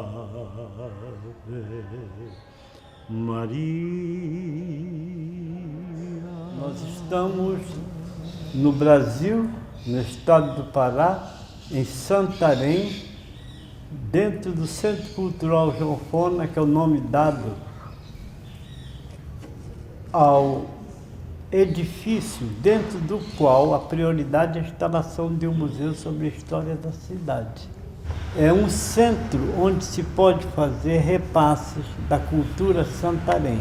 Eu, por sinal, por ser cego, tenho dificuldade, mas eu estou tentando fazer alguma coisa escrita, que é para nós não perdermos o que é nosso, coisas da cultura santarém.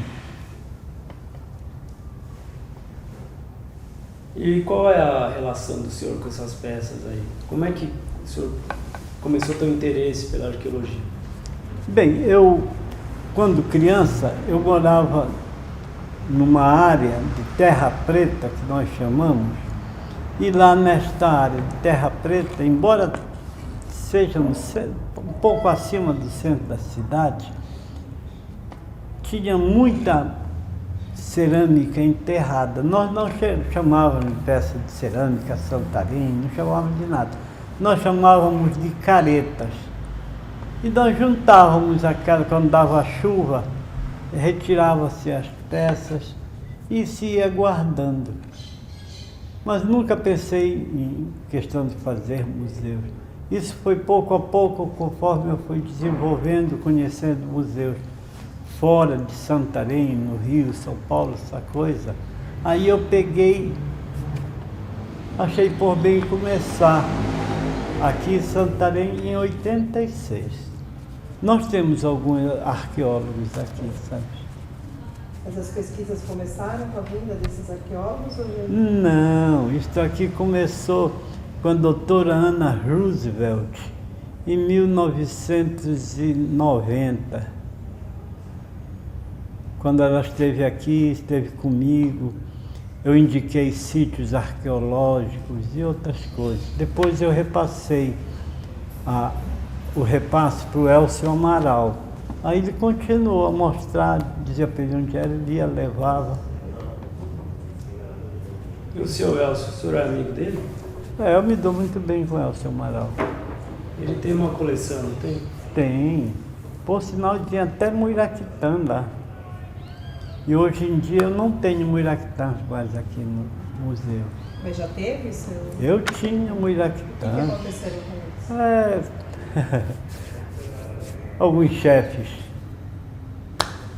acharam bom de levar. Eu já estive à Federal por causa desses assuntos. A Federal mandou me chamar, pois eu sou completamente contra esse tipo de ação. Eu não quero que as peças daqui de Santarém vão para Belém ou para qualquer outro lugar. Eu acho que deve ser posto à amostra, em evidência, aqui na nossa cidade. Nós estamos dentro de um raio de quilômetros ao redor da cidade, que é considerado a cerâmica Santarém. Nesta área, depois nós vamos ter outras áreas com cerâmicas. E conforme você for baixando o rio Amazonas até a ilha de Marajó, você vai encontrar cerâmica muito mais nova. Se você subir por lá para os Andes, lá para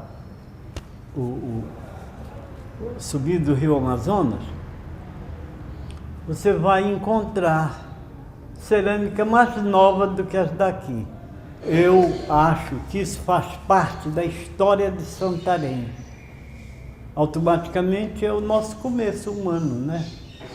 Foi uma das primeiras pessoas, além de ser uma peça artesanal, faz parte do nosso artesanato. Professor Lodimar, tem uma curiosidade, o que é terra preta? Terra preta é uma área que nós temos várias áreas espalhadas na região onde tem terra preta. E onde tem terra preta, se você fizer escavações, ou até mesmo com a própria chuva, a cerâmica Santarém está lá.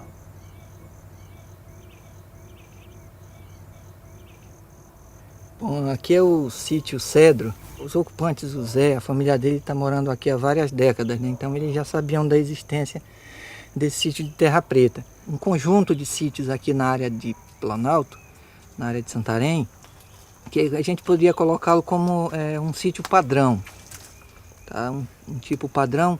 Por quê? Porque esses sítios eles apresentam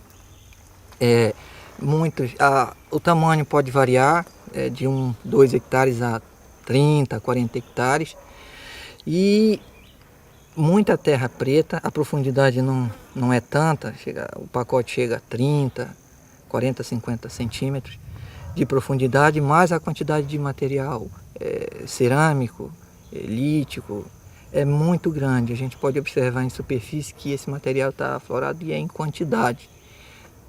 E uma coisa interessante nesses sítios da área de Planalto é que é um padrão formado geralmente por um poço, tá, que pode ser escavado, pode ter sido manejado de uma depressão natural e associado a estruturas de terra.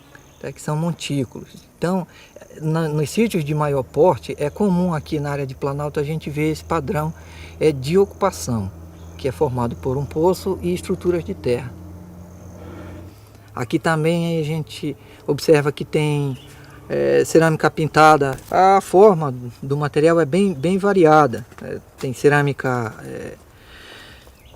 simples, cerâmica mais refinada, vasos isomorfos, globulares isomorfos, e tigelas, assadores, estatuetas de base semilunar, do estilo Santarém, ou cerâmica Tapajós. Então, a variedade de cerâmica é bem grande aqui, mas essa era a parte de ele em pé.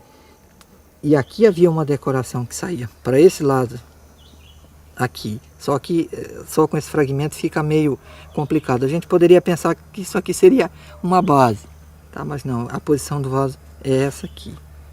Tá? Tem um outro tipo também, tá? É o filete aplicado e digitado.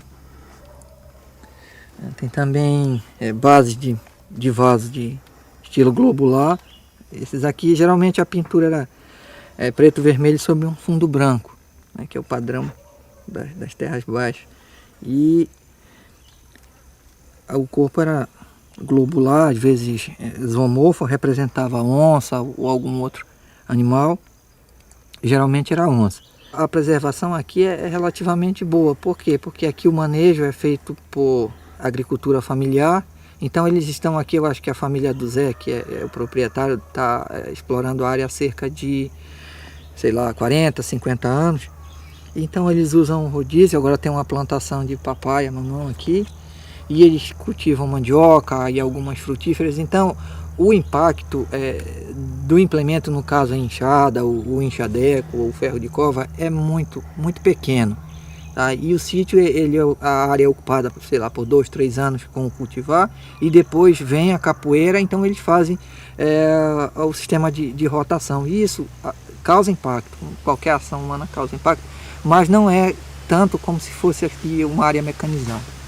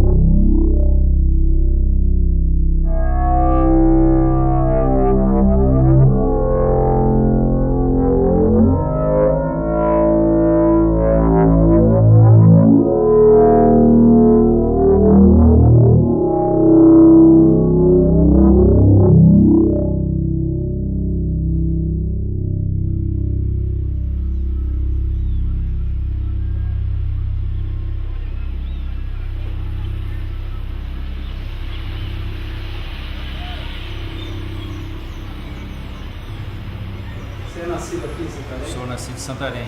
Santarém é uma cidade muito bonita, é banhada pelo rio Tapajós. Em frente à cidade existe o encontro das águas entre o rio Tapajós e o Amazonas. O Amazonas, por ser mais pesado, mais denso, ele se sobrepõe sobre o Tapajós. Em 79, meu pai adquiriu um terreno próximo a Santarém, quilômetro 33, e logo nos primeiros contatos com os primeiros proprietários lá, nós descobrimos que eles tinham muitas peças, e devido ao nosso interesse pelas peças, eles esconderam e sumiram com as peças. Com o passar dos tempos, nós começamos a mecanizar a área, e foi aí que nós começamos a encontrar algumas peças dessas. Só que com a mecanização, as peças quebravam, porque elas estavam úmidas, e quando você removia a terra, ela quebrava. Foi aí que começou uma coleção de família. Aí encontramos várias peças, principalmente machadas, que são umas peças mais duras que resistem ao arado. Já as peças de barro, elas não resistem, elas quebram. E geralmente era encontrado isso após uma chuva, porque lavava o terreno e aí elas apareciam e era mais fácil de encontrar. Aqui chove forte. Chove. Aqui chove num dia o que vocês em São Paulo vai chover num mês. E por que o interesse pelas peças? Porque eu achei muito bonita. Eram muito bonitas as peças, principalmente as peças que eles tinham, porque eram inteiras. Ela não era mecanizada na época e as peças eram inteiras. E aí eu achei muito bonita e me interessei porque em 92, 93, a pesquisadora Ana Roosevelt veio a Santarém e nos procurou e foi até lá na nossa propriedade, onde fez algumas verificações, só não escavou, porque ficou programado para uma outra época e ela não pôde mais vir, e aí não foi feita escavação. Mas mesmo assim ela ainda conseguiu algumas peças. Eu acho porque eles pensavam que tinha um valor econômico muito grande na época e viram muito o interesse da gente, que o interesse nosso não era econômico, o interesse era cultural, né? Porque isso aí é histórico. É uma tribo que morou aqui há centenas de anos e você deixar se perder umas peças dessa, eu não tenho valor, não tenho necessidade de vender essas peças. Várias pessoas já vieram aqui para querer comprar, para querer que fizesse doação para museu, mas eles lá também não têm respeito pelas peças, vendem, doam. E aqui não, aqui está seguro, aqui é a nossa família. Então eu acho que está bem guardado aqui. Essas peças são exclusivamente lá da propriedade. Ninguém mais não tem peça doada de outro lugar nenhum. Eles vêm muito aqui para querer as peças para levarem. Apesar de que não estão inteiras, né? Mas pelo menos tem um valor cultural muito grande, né? É difícil você encontrar peça hoje inteira, a não ser que você vá escavar. As áreas de Santarém aqui em torno da cidade, tem várias áreas que são indígenas aqui, que estão áreas de terra preta, que o pessoal escava. Não, a propriedade não é mais nossa, foi vendida. Passou para um plantador de soja. Esse novo proprietário está encontrando alguma coisa? Eu acho que ele está encontrando alguma coisa, porque o perfil é muito fundo. O arado só mexe 25 centímetros do solo. Então o que tiver na superfície ele vai encontrar com facilidade, porque vai revirar o solo. E se fizer uma escavação, talvez encontre algumas peças. Para onde foi empurrado a terra, na época que foi feita a desmata lá, o desmatamento, talvez lá tenha essas peças, porque foi muito solo. Junto com a mata foi muito solo. Então o solo onde fica as peças é só o solo superficial. Então esse material foi todo carregado para lá. Isso aqui é uma relíquia. Poucas pessoas teriam a oportunidade de ver isso aqui hoje se eu não tivesse guardado, né? Já vieram várias pessoas aqui olhar a coleção, pessoas divulgam. Então é importante pra gente, porque o cara chega aqui, eu gostaria de ver a coleção de vocês de peças indígenas. E a gente diz, olha, não é uma coleção, são peças que foram quebradas, que estão guardadas aqui para a memória da nossa família. Dizer que nós tivemos um terreno onde lá foram habitados por índios. Eu acho que isso é o mais importante.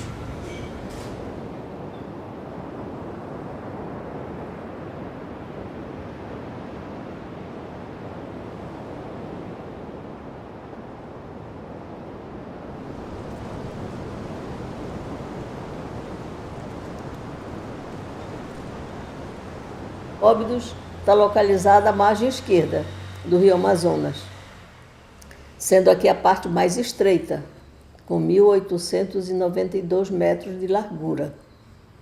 Essa estreiteza do rio foi que chamou a atenção a Orellana e a Pedro Teixeira. Na viagem de 1637, quando Pedro Teixeira passa, vindo de Belém a Iquitos, ele percebe que aqui o rio vai se estreitando e não tem outro lugar por onde você passar para Manaus. Aqui é o único. Então ele recomenda a elevação do forte, né? A construção de um forte para defesa desta terra. Que é o forte que está... O forte de lá. Forte que está à beira do rio. Aqui já foi um suporte, o da Serra das Camas, a Defesa Gurjão, ele foi um suporte, porque o forte não tinha assim muita força para fazer esse trabalho que eles queriam de fiscalização, porque aqui passava muito o contrabando de drogas do sertão. Todo o rio passa por aqui, vindo as águas de lá dos Andes e dos afluentes que pegam, passa tudo aqui. Então, eles, descendo um pouco, tem a Ilha Grande que divide o Amazonas aqui em 2 braços. Um que vai para Santarém, rumo a Santarém, e o outro que vai rumo a Alenquer. Eu nasci nesse lado que o rumo vai para Alenquer.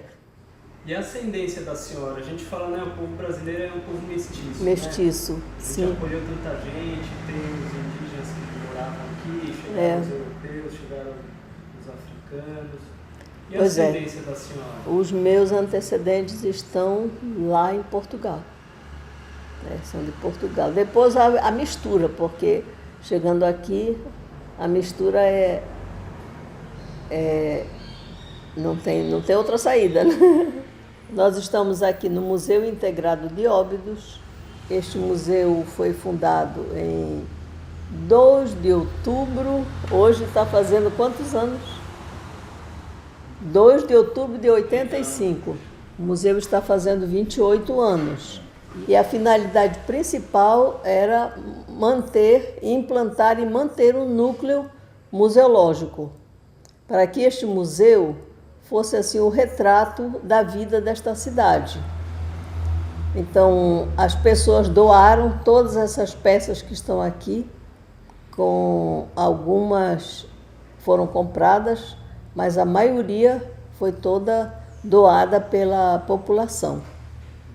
Então, um grupo de professoras aposentadas, velhinhas como eu, então nós vínhamos para cá toda tarde para conferir as peças, para catalogar, e assim foi implantado este museu.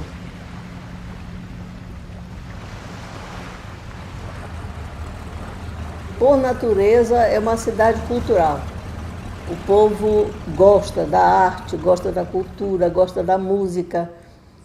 E nós sentimos assim fortemente este apelo, porque vimos as coisas assim se perdendo, os mais antigos iam morrendo e nós não tínhamos o resgate desta história. Então, uma das primeiras tarefas da associação, ao implantar o museu, foi conhecer um pouco como nós éramos formados, quais os segmentos que contribuíram para a formação do povo de Óbidos. Então, nós vimos primeiro os indígenas, que já moravam aqui, que diziam que eram os Pauxi, e depois vieram os portugueses, depois vieram os negros, trazidos pelos portugueses como mão de obra, porque os índios, no seu grande senso de liberdade, depois que terminou um pouco a formação do forte, que eles ajudaram, eles foram embora, subindo o Amazonas, depois entraram no Trombetas e foram seguindo. Então tem o registro dessa passagem dos índios que vão subindo e chegam praticamente até as fronteiras.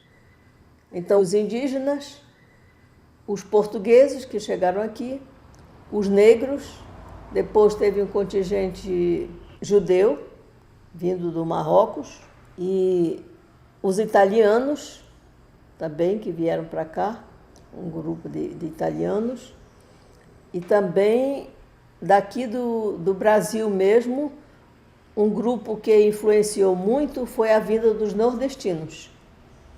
Os nordestinos, então, praticamente ajudaram a população daqui na parte da agricultura, porque eles têm já essa tradição, e aqui nosso povo era assim, um pouco mais descansado. O nordestino era mais aguerrido, né?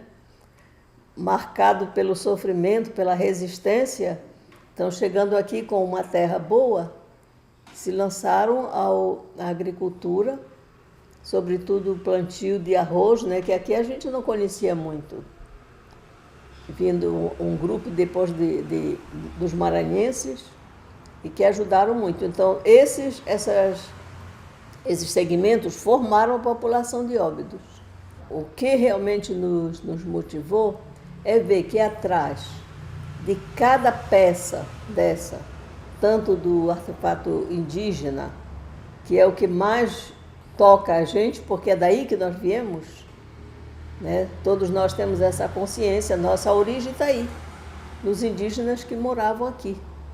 Então, atrás de cada peça tem uma história. E essa história a gente gostaria de resgatar. Então, esse foi um pouco o que nos motivou a conhecer mais a fundo a história de Óbidos. Como é que ela se formou, quais as pessoas que moraram aqui. Qual a peça mais interessante que a senhora acha que tem da coleção arqueológica? Daqui é a nossa Santaninha, a nossa estatueta. Acho esse um primor. Santaninha? A gente chama para ela Santaninha, porque ela foi encontrada lá perto do igarapé da Santaninha. Ela tem um iraquitano, né? Tem. Pois é, sinal de que tinha, né, que elas usavam. Que elas usavam também.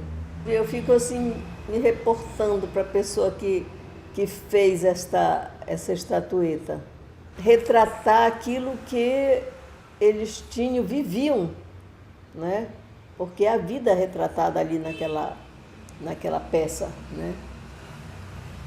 E assim um sentimento de gratidão muito grande com essas pessoas que a gente não conhece, não sabe quem foram, mas que existiram e aqui na nossa região.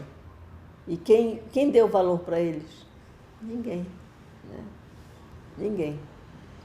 Foram, morreram, esquecidos, mas pelo menos se perpetuaram através daquela criação deles, né? Na cerâmica, no barro, que é daquilo que nós somos.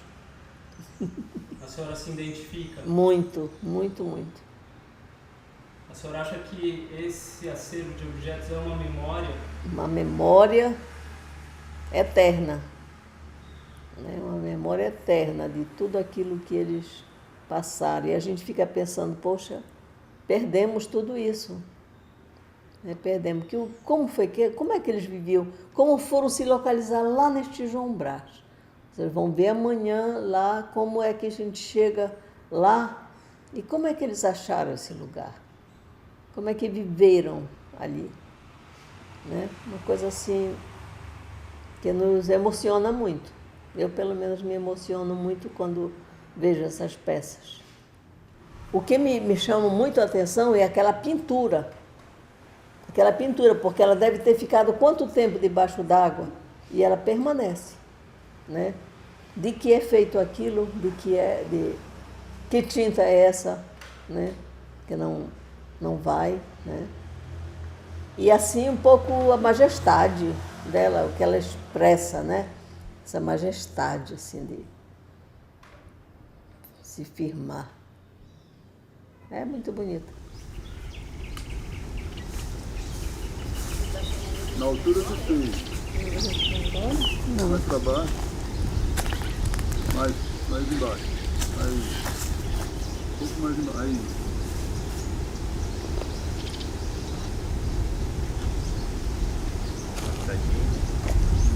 Segura. Baixa.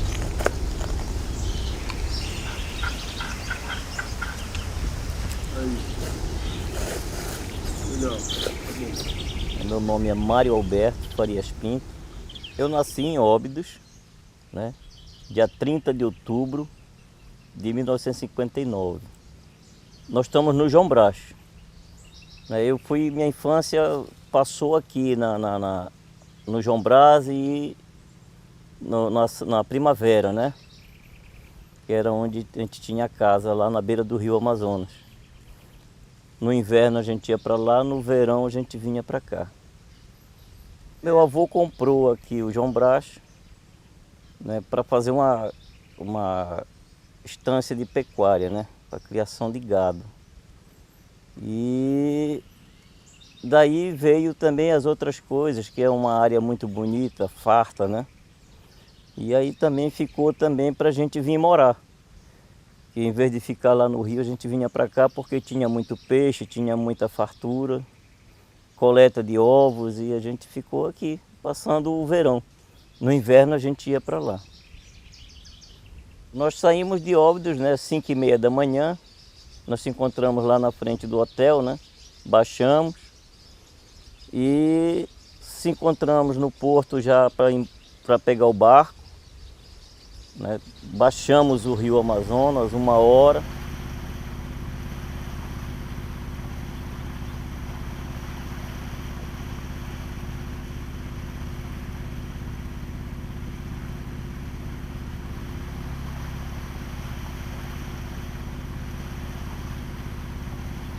Encostamos na Santaninha, onde foi encontrado a estatueta, né, que é denominada também Santaninha. E entramos no Igarapé da Santaninha, que é um igarapé novo, surgiu nos últimos 50 anos, ele apareceu, que não tinha. Surgiu com a força das águas da enchente, cavou ele e está um igarapé imenso. Atravessamos o Lago do Piedade, pegamos parte do Lago da Santana, até entrarmos no canal do João Brás, onde está localizado o sítio também João Brás, né, que também é denominado Santa Maria, né? Quem deu esse nome, Santa Maria? Foi meu avô, pelos anos de 1912, por aí. A gente está impressionado com a quantidade de fragmentos de um povo antigo que morou aqui, né? Quando que você percebeu que isso era de interesse cultural? Desde o tempo do meu pai, né, ele passou a coletar isso para resgatar, porque aqui ia se perder de qualquer forma, porque o rio está, as maresias do lago estão destruindo também a terra, né? E as pessoas estão levando as peças, né? E com isso vai desaparecer o sítio, vai sumir o sítio. E aí agora, depois do papai, sou eu que levo e coloco no museu, né? Na COB, na Associação Cultural Obidense, que é para ver se preserva e mantém para não perder de uma vez. Na minha imaginação, essas pessoas viviam aqui felizes, né? E quando eu encontro essas manchas pretas no solo, eu tenho como se aquilo fosse depositado lá dentro daquela área lá, todos os pertences daquela pessoa que estava ali naquela área, naquele pedacinho. E lá eles enterravam e depositavam lá. Acho que com respeito, alguma coisa deles que eles achavam sagrado, alguma coisa, né? Manter. Se eles já pensavam em enterrar e manter, né? A gente também tem que pensar em continuar mantendo para ver o que vai acontecer mais no futuro com outros estudos, outras pesquisas mais aprofundadas, né? Para mim, são pequenas sepulturas, né, que eles enterravam as coisas lá, a pessoa e os pertences, né, e queimavam a pessoa com os pertences lá dentro. Devia ser muita coisa que enterravam, né, junto com a pessoa. É minha imaginação, não posso confirmar que seja mesmo. Você acha que o pessoal respeita aqui teu sítio? Quando eu estou, eu fico sozinho, isolado aqui, que eles não venham me ver, mas quando eu saio, chega gente assim. Mas quando eu estou aqui, não encosto, não vem ninguém. Porque eles querem levar as coisas e eu não deixo. Dessa área era uma área de vida, onde as pessoas viviam. E esses índios consumiam aqui, ficavam aqui, viviam aqui. E eu acho que eles eram felizes aqui. Se eles se mudaram por algum desastre da natureza, alguma coisa, foram embora. Não, alguma enchente grande que deu também, um verão muito forte, fizeram com que eles se mudassem. Porque eu acho que isso aqui está sem eles há muitos anos. Eu imagino assim. Mário, você acha que essas peças ela tem uma história? Dá para contar uma história com essas peças aí? Bem, dá, né? Da formação da Amazônia, né? Do que é hoje o rio, do que é a Amazônia hoje e o de que foi antes, né? Porque hoje nós estamos vivendo uma situação totalmente diferente da outra que eles viviam aqui. Alguns dizem que eles migravam para morar para cá, mas eu não acredito que eles migravam. Eu acho que eles moravam mesmo aqui. Moravam aqui. E os que eram de lá da terra firme ficavam para lá, os que eram da várzea ficavam na várzea. Pela proximidade de peças que eu já vi de outras áreas, que tem quase a mesma formação das outras que estão aqui. Então eu digo que, vamos dizer, era uma comunidade, né, separadas em grupos de famílias, né? Por exemplo, aqui tinha um grupo de família tal, ali um grupo de outra família, mas a origem deles era a mesma, né? Isso é minha imaginação, não posso confirmar, né? Esses objetos para mim têm muito valor, né? Não um valor financeiro, é um valor histórico, é uma situação que é dos nossos antepassados que pararam aqui, dessas pessoas que moraram aqui, né? Que ninguém é de origem indígena, mas a gente se considera nossos antepassados que moraram aqui, né? E a gente quer saber como eles viviam. A gente tem vontade de procurar saber como era essa Amazônia, né? Como foi isso aqui no tempo que eles moravam, né? Que hoje está tudo modificado. E pode ser que venha um dia uma pesquisa, uma coisa, que pegue um fragmento desse e diga, olha, isso aqui significa tal coisa, essas pessoas moravam assim, assim. E contar uma história mais ou menos real para a gente, né? Que a gente está só viajando aqui, numa ilusão que te conta, mas ninguém tem certeza. Porque não tem uma pesquisa bem oficializada, né? Você acha que um dia vai ter uma certeza? Eu acho que vai. Eu acho que vai. Eu acho que vai porque vai haver a necessidade de querer saber por que existe essa mudança. Para poder a gente se prevenir para o futuro, né? Para as pessoas futuras que vêm, né? Porque se esses índios moravam aqui, como é que eles foram embora? Por quê? Então, isso vai dizer. E para a gente viver melhor, a gente tem que conhecer essa parte. Para poder a gente adequar as coisas aproximadas, né? Para a gente viver bem também, como eles viviam aqui. Porque se ele está bem aqui, ele não vai fazer caso de ir embora. Agora, se acontece um desastre, uma situação natural, né, que impede dele viver, ele tem que ir embora, ele vai procurar migrar para outra parte. É lógico. Ele não vai ficar aqui sabendo que não dá para viver mais. Só eu que ainda estou aqui, que não está dando para viver mais, mas estou aqui tentando considerar isso aqui para não abandonar e não perder.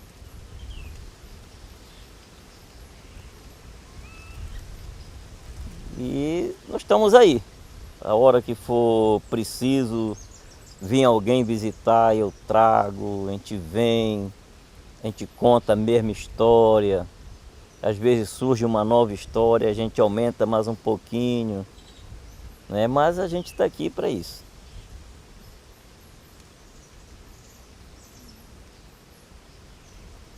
Que dia que é hoje, Mário? Hoje é 3 de outubro. De que ano? De 2013. De 2013.